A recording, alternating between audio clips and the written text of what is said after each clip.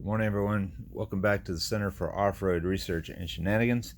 And in today's video, we're going to look at the Trailmobile. Just some update for you. It has quite a bit of brass on it. I've got kinetic shocks on the front and back. Probably the heaviest rear axle I've ever had, 13-gram weight plus trail wheels, and quite a bit of weight on the front as well. It's a heavy rig, and one of the things that I'm going to try today, and I've got the top off just so that you can see this a little bit better, is when this car runs, you'll notice that the shock on this left rear shock is obviously, if you rotate the top of the drive shaft, what you'll see is the top of it points towards this wheel, and when it hits an obstacle, it extends that shock all the way before it can continue to apply force. And I don't want to give up a lot of articulation on this particular buggy because it is really good, but I don't like how much that lifts the chassis before it will actually apply climbing force. The other bad thing about it is once it is applied, it stays up, and that's not necessarily a good thing. And you can see the front is also fully articulated, and that throws the center of gravity up higher as the truck is trying to climb. Ideally, the front would be down like this instead of up like that for climbing purposes. I don't think it matters tremendously, but once the front's all the way up, it does affect the center of gravity because the motor and battery and frame and all those suspension components are higher, giving you a higher CG. The main problem with it is when this is fully extended, you'll see the other side is not really extended at all. This is with the full system.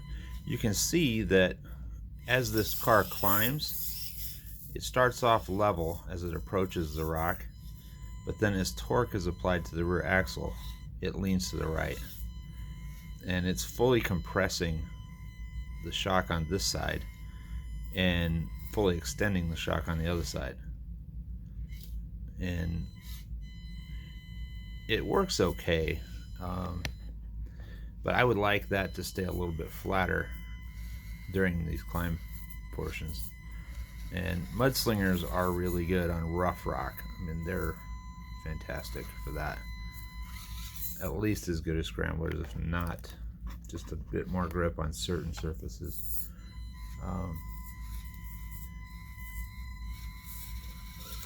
This is where it has a little bit of struggle, and where my scrambler car with stock rear shocks has no problem climbing up this, I've got this shock fully extended and the body is actually twisted to the right, and that's just due to the amount of torque applied. And I can run my other car up here to show you, but you can see that in other videos if you want to go back and look at it. But the other thing you're seeing is the full extension here, which is kind of picking this side way up with it because the whole thing twists, and now it's making the entire vehicle have to try to climb on that right side shock. And it can do it, but it's pointing at the sky a lot more than it really needs to for this application. I feel like it's unnecessarily steep at this point, and I think a rear stock shock may fix that problem. I know it can get up this hill because I've done it, and scramblers do a little bit better job on this type of rock, but it was able to do it. Next thing I'm going to do is dekinetic that left rear shock back to. Alright, looking at the back side of the truck, you can see that I've added a stock shock to the left, kept the kinetic on the right side, and they both will compress about the same amount when pushed down. For some reason it wants to lean a little bit, but that's okay, it doesn't hurt it. The thing you will notice though, that on extension, I've lost quite a bit of articulation on the left side. That is by design. That's the point. That's to try to keep the body from torquing so hard over when it goes to climb. So we'll give it a shot on the rock course and see if it doesn't do any better. We're experiencing a delay in the video because somebody needs some attention. Alright, this is with only one stock shock put back onto the vehicle. And it does stay a lot flatter during this climb. The goal of any upgrade is to increase the capability of a vehicle. And everything that you do to a vehicle, whether it's a race car or a rock crawler, is a compromise. And you have to give something up somewhere to get another thing somewhere else. And I think this was a really good trade so far. But you gotta move.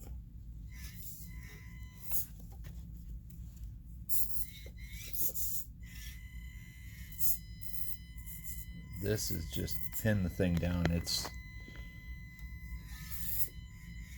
does have a bit more control, it feels like. It's not so flip heavy, but we're not letting the back end climb up like it used to. I still have all the articulation in the front and all of the articulation of the right wheel. I've only reduced it on one tire, and I basically cut the suspension travel in half on that side.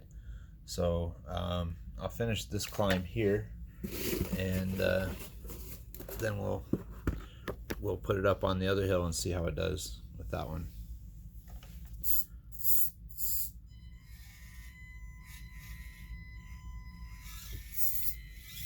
I made easy work of that.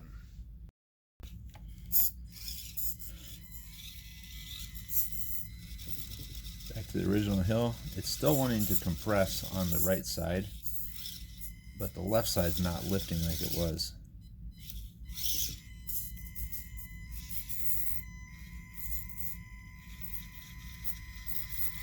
Staying much flatter now.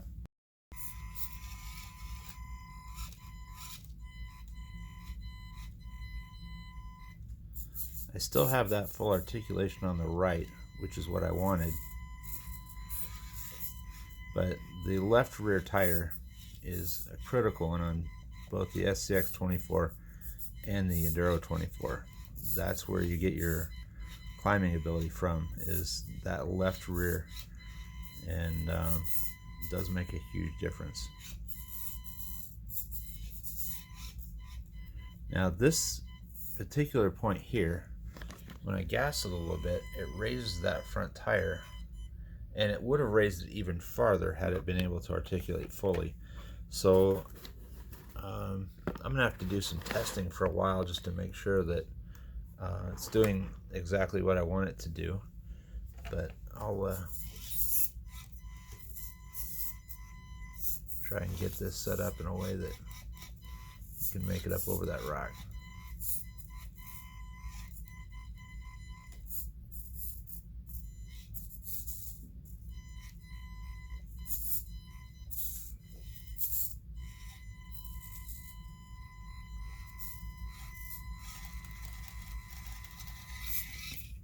No problem. I felt like the tread actually helped it on that climb. It was kind of digging, and you could see it jumping every time one of the tread blocks would catch. And the only other test of this is over the rock course that's not a climb, just to find out how much articulation it's lost. I mean, we can tell how much it's lost just by picking up the back, but we'll find out how much it actually matters.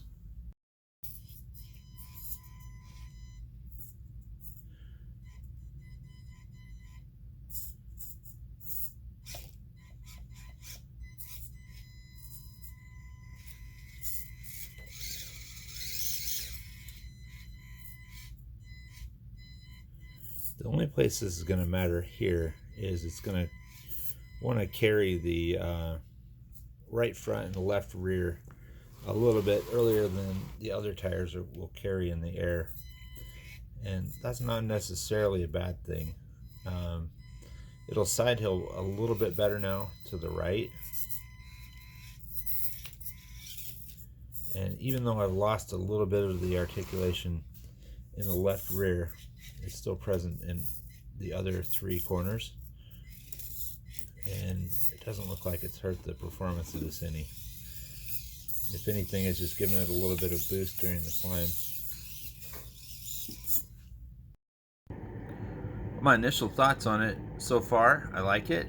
That single shock return back to stock, it does provide quite a bit of limiting, and it's able to do that without any straps, and limiting straps work great, but they'll eliminate your amount of droop. I still get droop on 3 wheels, it's just 1 wheel is not drooping, and it's also not fully extending as much as the other 2, or other 3 actually, and that will help this climb. I need to put a few miles on it just to figure out if I like what it's doing, and if I do, I may take that extra kinetic shock and put it on my deadbolt somewhere. I don't know which the left front or right front. Might put it on the right front and leave the left front as it is. I've got kinetics on the back of that one, and it stands up pretty good, but it still climbs at 55 degrees, so articulation on that one's not really hurting it. But the deadbolt's a good chassis, and it's lightweight, and I've lightened it even more at the top, so it does really well. And but if I have an extra kinetic, I might throw it on there somewhere and just give it a little bit more droop. And I would probably put that on the right front of the deadbolt, because I don't think it's going to give up too much to have a little extra droop on that corner. Anyway, that's all for today. Hope you enjoyed the video.